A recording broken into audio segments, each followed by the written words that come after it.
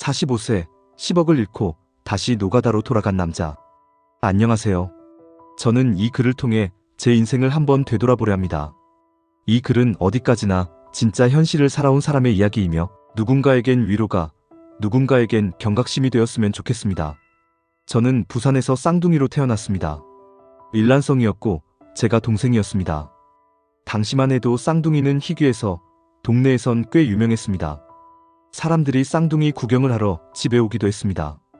아버지는 밤에 룸살롱 밴드에서 일하셨고 새벽 3시가 되어서야 귀가하시거나 술을 마시고 아침에 들어오시곤 했습니다. 제가 아직도 또렷이 기억하는 시절이 있습니다. 아마 4살, 5살 때였을 겁니다. 당시 어머니라고 불릴 수 없는 저희를 낳아준 여성은 아버지가 일 나간 사이 매일 도박을 했습니다. 고스톱판을 찾아 이 집 저 집을 돌아다니셨고 그래서 저희 형제는 늘 남의 집에서 자야 했습니다. 어릴 적 기억이라 어렴풋하지만 그런 날들이 12년은 계속됐던 것 같습니다. 하지만 그런 완전 범죄가 오래갈 리 없었습니다. 아버지에게 결국 발각됐고 그날 집은 아수라장이 됐습니다. 가전제품, 가구, 그릇까지 전부 깨지고 부서졌고 그 모습을 보며 저도 형도 겁에 질려 울었던 기억이 있습니다.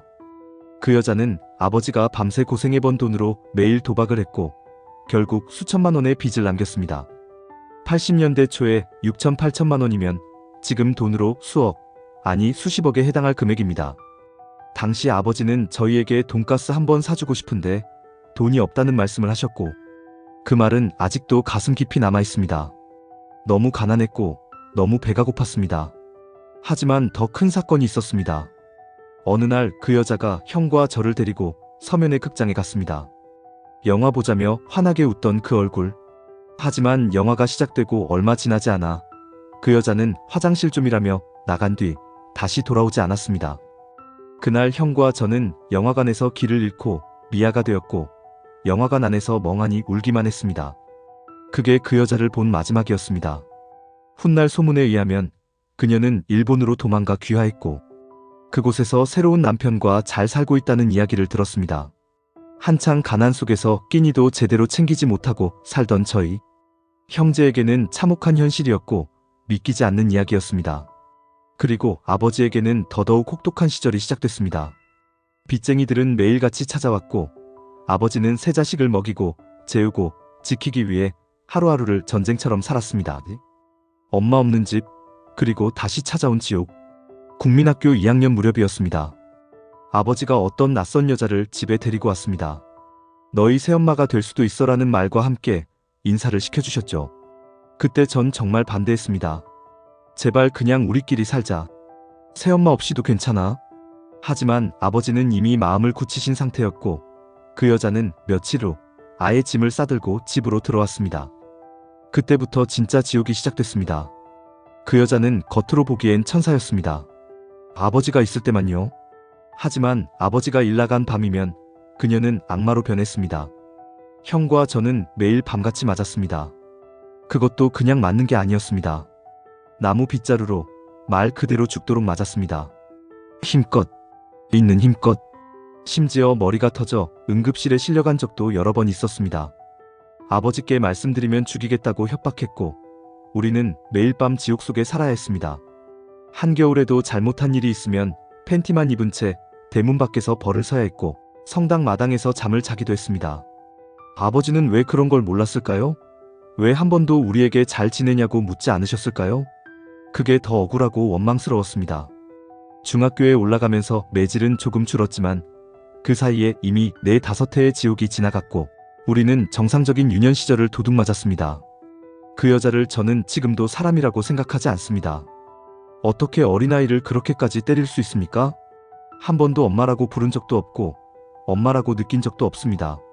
시간이 지나 제가 국민학교 5학년이 되던 해 아버지는 결국 그녀와 재혼하셨습니다. 저희는 완전히 말 못하는 감금된 아이가 되었습니다.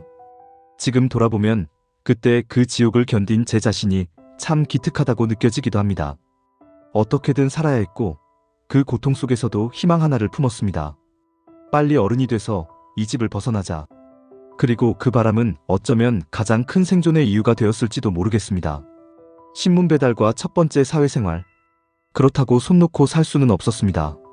아버지 혼자서 새 아이의 생계를 책임지기에는 너무나 벅찼고 우리 형제는 국민학교 5학년 때부터 일을 시작했습니다. 처음으로 선택한 건 신문 배달이었습니다. 집 근처에 있는 동아일보 지국에 직접 찾아가 문을 두드렸습니다. 일 시켜주십시오. 너무 어리다는 이유로 거절당했지만 우리가 왜 일해야 하는지를 조심스레 설명했습니다. 빚진 아버지를 돕고 싶었고 집안 사정이 너무 어렵다고. 그 이야기를 들은 지국장님께서 결국 기회를 주셨습니다. 그렇게 제 첫 사회생활이 시작됐습니다. 매일 새벽 4시에 일어나 자전거를 타고 신문을 돌렸습니다. 겨울엔 손이 얼어붙을 정도였고 비 오는 날엔 신문이 젖지 않도록 비닐을 씌우며 한 장 한 장 돌렸습니다.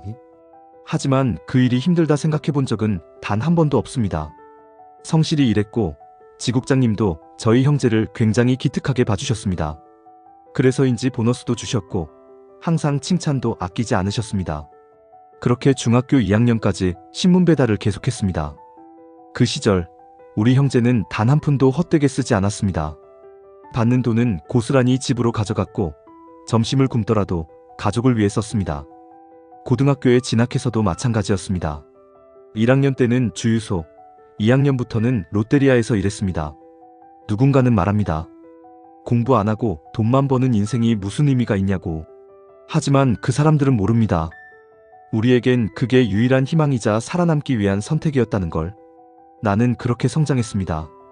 남들보다 빨리 철이 들었고 남들보다 훨씬 많은 고통을 겪으며 어른이 되어갔습니다. 그런데 하늘은 또 한 번 우리를 시험에 들게 했습니다.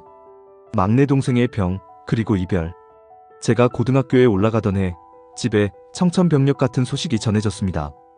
막내 동생이 백혈병에 걸렸다는 진단을 받은 겁니다. 그 소식을 듣는 순간 정말 온몸이 얼어붙었습니다.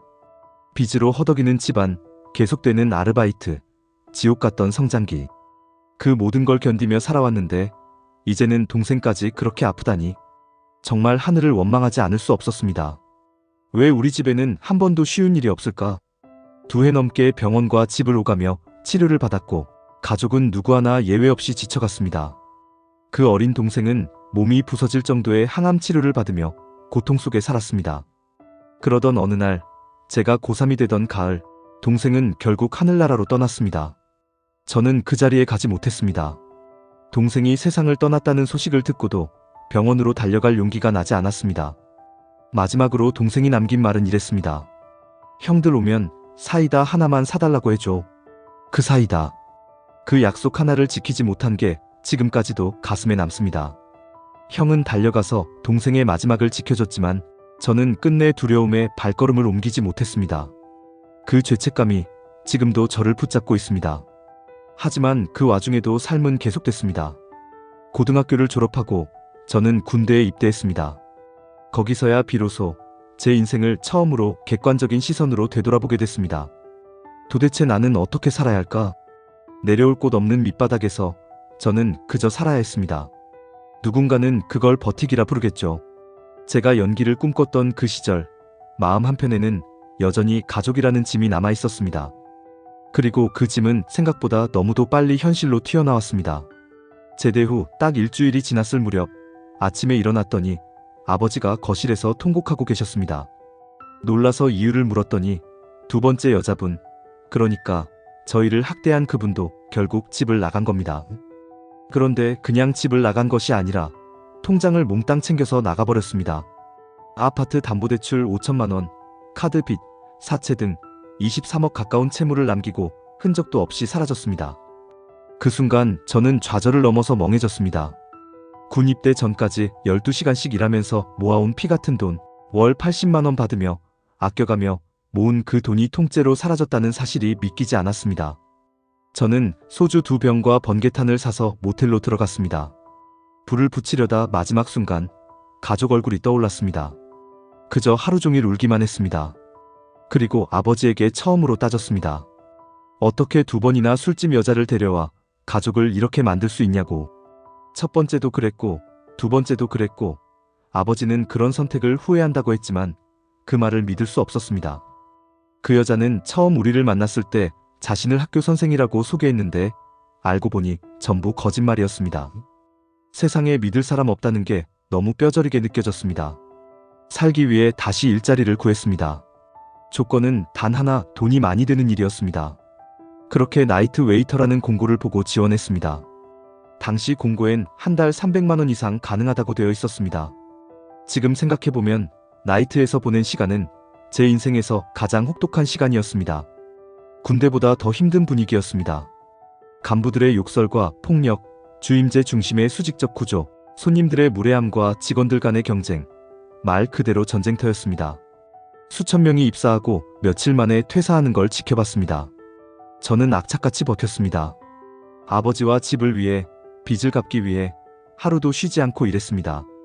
첫 해엔 번 돈의 95%를 아버지께 드렸습니다. 교통비, 핸드폰 요금만 남기고요.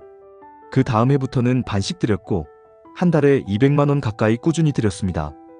가끔 손님들 중엔 유명 연예인, 운동선수, 심지어 고위공직자도 있었습니다. 겉으로 보기엔 화려하고 멋져 보였지만 술자리 뒤에 민낯은 정말이지 추했습니다. 제가 확신하게 된 건 단 하나, 사람은 결국 인성이 전부라는 것이었습니다.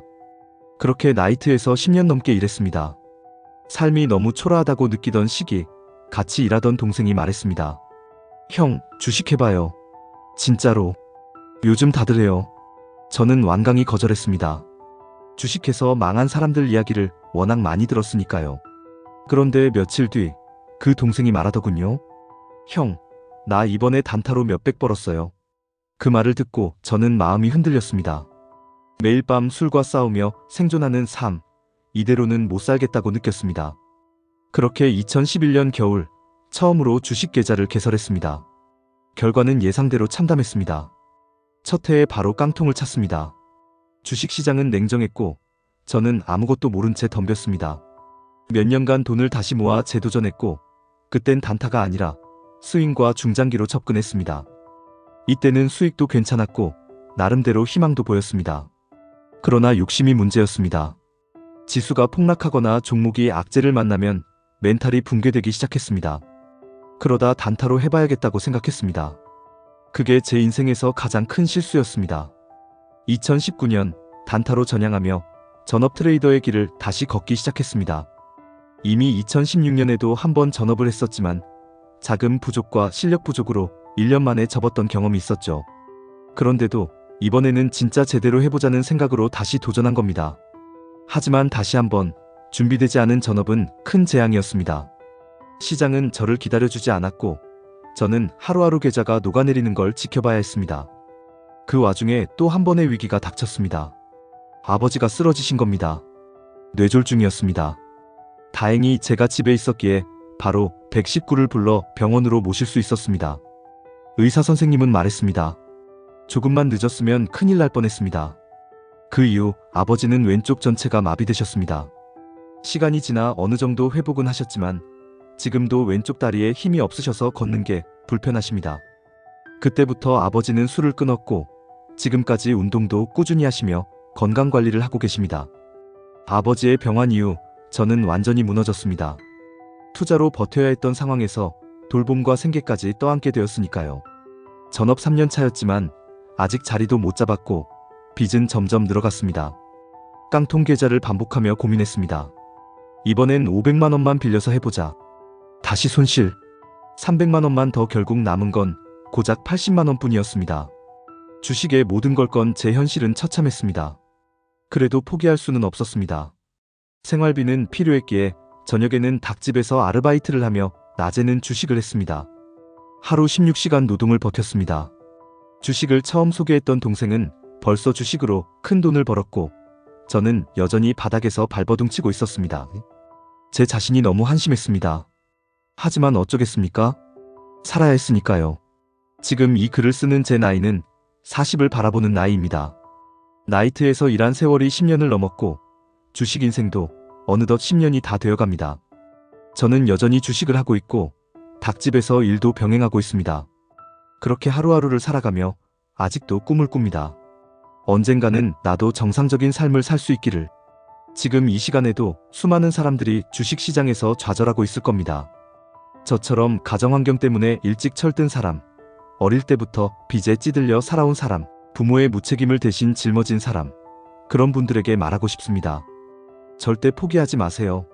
나도 아직 무너지지 않았고 아직도 희망을 품고 있습니다. 제 인생이 이토록 버겁고 복잡했던 건 단순히 가난해서만은 아니었습니다. 불안정한 가정환경, 부모의 무책임, 형제 중 누군가는 살아남기 위해 앞서 희생해야 했던 현실, 그 모든 게 겹쳐졌습니다. 그래서 저는 늘 정상적인 가정이란 무엇일까를 고민했습니다. 친구들 집에 놀러 갔을 때 부모님이 다정하게 식사를 차려주는 모습, 리모컨으로 TV를 돌리며 같이 웃는 그 풍경이 저에겐 마치 드라마 속 한 장면 같았습니다. 한편으로는 제 자신에게 화도 났습니다. 왜 나는 그 풍경의 주인공이 될 수 없었을까? 왜 나는 항상 바라보는 입장이었을까? 그렇게 늘 결핍 속에 살아온 저는 결국 돈에 집착하게 되었습니다. 빨리 돈을 벌고 싶었고 남들보다 빠르게 성공하고 싶었습니다. 하지만 인생은 참 신기하죠. 급하면 급할수록 더 늦어지고 욕심을 부리면 부릴수록 더 멀어진다는 걸 깨달았습니다. 그래서 이제는 생각을 바꿨습니다. 부자가 되는 것보다 지금 당장 오늘을 잘 살아가는 것이 더 중요하다는 걸 알게 되었기 때문입니다. 물론 여전히 빚이 있고 매일 아침 주식 차트를 켜는 삶을 살고 있지만 지금은 전과는 다릅니다. 차트 하나로 인생을 바꾸겠다는 어리석은 집착보다는 차트를 통해 삶을 정리하는 여유를 가지려 합니다. 일을 마치고 집으로 돌아오는 길, 어깨에 힘이 풀리며 밤 공기를 마시는 그 순간이 제겐 가장 큰 위로입니다. 그리고 작은 방 안에서 맥주 한 캔에 라면 하나 끓여 먹는 그 시간이 제겐 진짜 힐링이 되어주곤 합니다. 이전에는 그런 게 행복인 줄 몰랐습니다. 오직 통장 잔고와 수익률만이 나의 존재 가치를 대변한다고 믿었습니다. 하지만 지금은 압니다. 돈도 중요하지만 나 자신을 지키는 게 가장 중요하다는 걸요. 어떤 날은 너무 지쳐서 눈물이 날 때도 있습니다. 특히 동생이 보고 싶을 때는 견디기 힘듭니다. 병원 침대에서 사이다 하나를 말하던 그 마지막 목소리는 아직도 제 귓가에 생생합니다. 그때 그 약속 하나 지키지 못한 게 제가 지금도 이렇게 열심히 사는 이유이기도 합니다. 그 친구에게 부끄럽지 않으려는 마음이 오늘도 버틸 힘을 줍니다. 사실 이 이야기를 글로 쓰는 것도 쉽지는 않았습니다. 창피하기도 하고 누군가는 가볍게 볼 수도 있겠죠. 하지만 분명 누군가는 이 이야기를 통해 위로를 받고 다시 한번 고개를 들 수 있을 거라고 믿습니다. 지금도 주식을 하며 많은 사람들의 글을 봅니다. 성공담, 실패담, 좌절과 희망이 뒤섞인 그 이야기들은 마치 제 인생의 파편들을 보는 것 같습니다. 누구는 단기간에 억대 수익을 냈다고 하고 또 누구는 한순간에 모든 걸 잃었다고 말합니다. 저도 그렇게 요동치는 사람 중 하나였습니다. 뉴스에 반응하고 차트에 휘둘리고 손절 못한 채 하루하루 멘탈이 무너지는 날도 많았습니다. 하지만 그 모든 고통은 결국 내가 나를 너무 몰랐기 때문이라는 걸 인정하게 되었습니다. 지금은 어느 정도 멀리서 나를 바라볼 수 있게 됐습니다. 돈은 수단일 뿐 내 존재의 전부가 아니라는 걸 알게 되었고 손실은 끝이 아니라 다시 시작이라는 것도 알게 되었고요. 요즘은 예전처럼 크게 베팅하지 않습니다. 매일 아르바이트도 하며 생활을 유지하고 작은 시드로 천천히 공부하며 매매를 하고 있습니다. 누군가는 그게 무슨 의미가 있냐고 할 수도 있습니다. 하지만 저에겐 너무도 큰 변화입니다. 예전엔 한 방을 노렸다면 지금은 한 걸음을 쌓고 있으니까요. 그리고 저는 믿습니다. 결국 꾸준함이 모든 걸 이긴다는 걸. 예전에 일하던 나이트에서도 끝까지 남은 사람만이 승리를 쥐었던 것처럼 이 시장에서도 결국 버티고 살아남은 사람이 마지막에 웃을 수 있다는 걸요. 제가 주식을 하며 존경하는 분들이 있습니다. 예전 커뮤니티에서 활동했던 분들인데 그분들은 항상 기본에 충실하고 말도 쉽게 안 흘리고 무엇보다 꾸준히 올라오셨던 분들입니다. 그분들 덕분에 저도 힘을 냈고 다시 한번 버텨보자는 마음을 가질 수 있었습니다. 그래서 이 글을 통해 감사하다는 말씀도 전하고 싶습니다. 그리고 아직도 고통 속에서 주식하고 계신 분들, 도박의 유혹에 다시 흔들리는 분들, 제 글을 통해 단 한 사람이라도 나도 다시 살아야겠다는 마음을 먹게 된다면 저는 그것만으로도 충분합니다. 이제 저는 목표를 다시 세웠습니다. 내년 말까지 모든 부채를 청산하는 것, 그리고 작지만 단단한 시드로 다시 시작하는 것, 그 후엔 주식뿐 아니라 내 삶 전반을 안정시키는 것이 목표입니다. 누군가에겐 당연한 목표일 수 있지만 저처럼 바닥까지 내려갔다가 다시 올라오는 사람에겐 어마어마한 도전입니다. 그 도전을 저는 감히 선언합니다. 비록 실패했던 과거가 있고 수많은 상처가 있지만 저는 다시 시작할 겁니다. 천천히, 그러나 절대로 멈추지 않겠습니다. 어느 날 우연히 읽은 문장이 제 마음을 사로잡았습니다. 사람이 변하려면 고통이 오거나 큰 사랑이 오거나 시간이 필요하다. 제게는 고통이 너무 많았습니다. 사랑도 어쩌면 부족했을지 모르지만 지금은 시간을 선택하고 싶습니다. 서두르지 않고 욕심내지 않고 시간 속에서 저를 다시 만들고 싶습니다. 제가 지금 이렇게 정리된 마음으로 글을 쓰고 있다는 것 자체가 몇 년 전에 저로선 상상도 못할 일이었습니다. 저는 언제나 급했고 화가 나 있었고 왜 나는 안 되냐는 분노로 가득했으니까요. 하지만 이제는 조금씩 알아가고 있습니다. 진짜 무서운 건 실패가 아니라 그 실패를 덮으려 거짓을 반복하는 자기 자신이라는 걸요. 부끄러운 이야기지만 저도 한때 가족에게 숨기고 싶은 게 많았습니다. 빚이 생긴 걸 알리고 싶지 않아 거짓말을 하기도 했고 투자를 멈췄다고 말해놓고 몰래 매매한 적도 있습니다. 하지만 그런 행동들이 결국 더 깊은 늪으로 저를 밀어넣는다는 걸 나중에서야 알았습니다. 이제는 모든 걸 오픈하고 정직하게 살려고 합니다. 제 상황을 알리고 도움을 받기도 하고 대신 나도 더 성실하게 살기 위해 매일 작은 약속을 지키고 있습니다. 하루 세 끼를 챙겨 먹기, 뉴스 보기, 일지 쓰기, 커뮤니티에서 도움 주신 분들에게 고마운 댓글 남기기, 이런 것들부터 시작했습니다. 마지막으로 이 글을 읽고 있는 당신에게 전하고 싶은 말이 있습니다. 혹시 지금 모든 걸 잃은 것 같나요? 가족에게 외면당하고 있나요? 투자로 인생이 끝난 것 같나요? 그렇다면 꼭 기억해 주세요. 아직 끝난 게 아닙니다. 저는 2번 버림받은 사람이었습니다. 어머니에게, 새어머니에게, 그리고 시장에게도 퇴학당했습니다. 하지만 저는 지금도 살아있습니다. 그리고 다시 걸어가고 있습니다. 우리에겐 아직 기회가 있고 아직 시간이 있습니다. 부디 이 글이 당신에게 작은 위로가 되길 바랍니다. 감사합니다. 영상을 보시고 도움이 되셨다면 구독, 좋아요 눌러주시고 다양한 의견 남겨주세요.